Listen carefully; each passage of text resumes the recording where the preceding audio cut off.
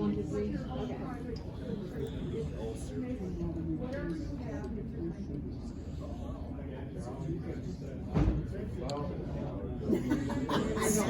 Okay, so we know who you are. Can you just say it's my first one? Sure. Eric Lindman, ERIC-LANDMAN, Director of Public Works and Utilities. Perfect. So talk to me, just summarize kind of what was talked about today. So I think really the main focus today was to, again, get the education out from the state agencies, and then allow the commissioners to ask questions of them, as well as staff on where we're at with everything. But then also go over some considerations for permanent solutions, as well as is there benefit immediately, right? And what is immediate? Is that, and then what is feasible? And so there are several options on the table, as well as you heard today, even more that can be looked at. So. And then from a public works standpoint, I mean, this is not the only thing that you manage. You manage roads, you manage like all the other things. So how is that all fitting into getting this? Obviously, this is going to be a priority. Yeah, long hours, and weekends at this point, right? I mean, we at the utility, thankfully, I have great staff, right? My direct reports, they are managing this on a day-to-day, hour-to-hour basis as we get more information, right? PFAS will be evolving probably for the next year or two, even more. And so until we get the next emerging contaminant, that we'll have to address probably in the same manner on how we're doing this one, right? So I think that, my staff, myself, when we're looking at the utility, in particular water and wastewater, that our focus is not what's happening today, but what is going to happen in years to come, right? How do we set ourselves up for success and ensure that the residents of the city are safe? And I believe that at this point, 4 or 5 years ago, when we started on the process of a new treatment facility at that time, that was the right place to be, and that was the right decision to make for this very reason that we're in right now. We have a solution. We don't know exactly what that particular thing is, but we are on the road to a solution. And it is, everybody's talking about immediate tomorrow, and in the scheme of drinking water and wastewater, in less than a year, that is fairly immediate. We have to go through regulatory agencies. We have to get approvals for everything we do. And the sophistication, and the challenges it is to actually have safe potable water for the community. That is our number one focus. And we want to stay ahead of regulatory agencies as much as possible, and we want to understand also from the residents where their concerns are, and we want to address those as quickly as possible. Yeah, and I mean, speaking to the media, because that's what the public has been yes, asking. Absolutely. It's like, what do we do? Especially say you have a mom who's got formula, she's got to mix with water. Right. What should people do in the meantime right now? Yeah, and it's really difficult, right? I'm not a toxicologist. I'm not an epidemiologist. I don't know. All I know right now is our water meets all federal state regulations, and we have not been given any issues that our water is unsafe to drink. In fact, they've said that people continue to use it and drink it. If people have concerns with the water, then they should look at alternative sources. They should do their best to stay up with us. We'll do our best to provide information as we move forward and as we get the information. At this point, the city is not going to change immediately because of all of the other things that potentially we could create even more detrimental risk to the public. And so as we move through this, as you heard today, it is an absolute priority. This is number one, right, on how we find that solution. And I know they had talked about potentially having a program where people in the city could get a system potentially through the city. Should people wait for that, or would there be a potential where if people do get it right now, that they could get refunded that money through the city, or what should people do that way? Right. That actual decision will have to be made by the governing body as far as if it's going to be ARPA funds or if it's going to be maybe some other sort of funding that the city might have, to help people out. Whether they'll make it retroactive or not, I think that if people have that level of concern, then they should maybe do what's best for them in the interim. And I think the commission is moving. They understand the urgency of the public, and I think that they are moving quite quickly, and they'll be very thoughtful on what they do. I know nobody ever wants to talk about it, right? Like economic impacts, right? It's like public safety, right? Same thing with politics. Drinking water should never be in the middle of politics, right? Because it is too important, right? So so we try to stay out of those two realms, but unfortunately economics is always part of the equation, right? When we looked at the drinking water facility, and we talked about reverse osmosis, and we talked about all of these other things, right? And economically, it was over $100 million. And so, the users just could not, not have the appetite for that kind of, and I couldn't suggest that at the time, right? So I guess unfortunately that economics always plays a role, but that is certainly not the first and foremost, at the forefront as far as making a decision as the public health of the community. Yeah. And are the businesses, because I've heard that restaurants are getting a different notice what they should do in terms of using the water for their Right. business.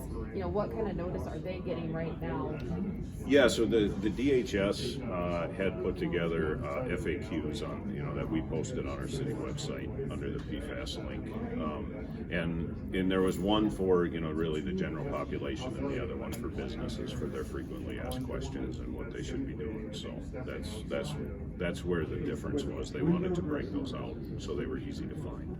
And I'm guessing that the school is shutting down the water that use the wells in Wausau. Was that something that was a notice from you guys, or was that something that they just decided to do? What should they do? Because I think Right. you're dealing with it as a parent. I absolutely am, and I was absolutely shocked, right, that they would do that. And I understand the knee-jerk reaction, right? I understand that with some of the messaging that first came out, right? Was like, hey, it's okay to drink it, but limit, and what's the limit, and what, so it's kind of ambiguous, right? So I understand the knee-jerk reaction, right? But when we look at what our potential is for addressing this in the short term, it's not necessary, unless we get other direction from the state that there is an immediate health concern with the water at this point in time, which they have not come and told us that, or even told us that we have to change direction on how we're providing water to the city. We will continue on with that, and just letting the public know that we will have a solution in place as we move forward into summer. Do we know if any of those bottle filling stations that are like typically at schools, does that filter out enough? Do we know? I don't know what they're using. They have different types of filters. Some could be carbon filters, some could be otherwise. There are filters out there that are certified for PFAS removal to certain levels. People have to be careful because sometimes they're only certified maybe down to the health advisory of 70, right? Because that's really the only number that's been out there, right? So, and also with bottled water, unless it says PFAS free, you don't know if there's PFAS in the water or not. And so I think when people do want or have concerns and they're going to go out and try to provide alternative sources, they just need to be very careful and do their research. I know on our website there's a link to actual items where there is PFAS removal. And so I would suggest that people look at that and find those links on the website. And as we find more products, we'll put those on there as well. And I guess the testing that you guys have done, has it changed from 2015, 2019 to recent? Is it a different process that you're testing now? Well, okay, so 2015 might have been. I don't know the exact process, but then we also didn't test to these low levels, and that's why those results show non-detect. But now that we're down in these parts per trillion, these very low detection levels, what we did in 19, we also did, I believe we did those in-house too, and then and since then, they've actually come out with a recommended process on how people should test for PFAS because it's so sensitive and there's such low levels. And we followed that process in 22 this year when we did those latest samples. I'm sorry, I quickly took over. No worries. Just what should people be looking for, I guess, in 2 weeks when we come back here? What kind of solutions will we I have? think it's going to be a full meeting, Mike. And, we're going to have a presentation from our engineers on what that pilot study is going to look like, that bench testing, kind of where we're at, some specific timelines on when we can start seeing data. I'm hoping sooner than later, once we get that set up, right? There will be different options. Obviously, they've given me a laundry list to look into. We'll be looking into alternative options. We'll be looking into, exploratory options that aren't even approved. And then we'll be working with the DNR to see if those would even be feasible for us to consider because they're not approved, And so, and I think all of these are great, right? I mean, do we become a pilot study somewhere for the nation? I don't know, because we're the only community in Wausau, right, or in Wisconsin right now that has this specific situation, right, where we can't shut down 2 or 3 wells and get underneath a recommended 20, right, at this point in time. And so, but yet we're putting water out to the community that's 30, it's less than 70, so we're kind of in this weird situation without a lot of clear direction, but we're going to work through this, and I think we're trying to find the right solution for everybody. So, and I asked Mayor Katie about this last week, but come July and August when this new treatment plant is online, I think she's made it clear the goal is this is not an issue going forward after that point, correct? Yeah, absolutely. That's our absolute goal. That PFAS will be, and we know that 20 is a number on a wall, right? That's not our goal. Our goal is to lower PFAS to the lowest possible level. We don't know what the EPA is going to come up with in the fall. That could be lower, it could be high. We don't know. And so, without that clear direction, our direction is to reduce that down as low as possible with these types of contaminants. So, and at that point, then everything is still on the table as far as filtration goes. Whatever this facility can handle, you're going to look at implementing, right? That's correct, yeah. And we'll even look at, what does it look like if we did add on, right? If we kept all the treatment the same that we're doing right now, and we did move ahead with like a GAC type treatment on a tertiary treatment on the end for PFAS and then other emerging chemicals and contaminants that may come down the road, and what those costs are and are those feasible at this point too. And so to give us more diversity in the future. And so, yeah. Should people near the airport have any more concerns? Like the DNR, I talked with them a few months ago, and they had mentioned that they tested all of the airports in Wisconsin, except for 2, and all of them came back with super high levels of PFAS. And they said the Wausau one they hadn't tested. Has that been tested, that airport area?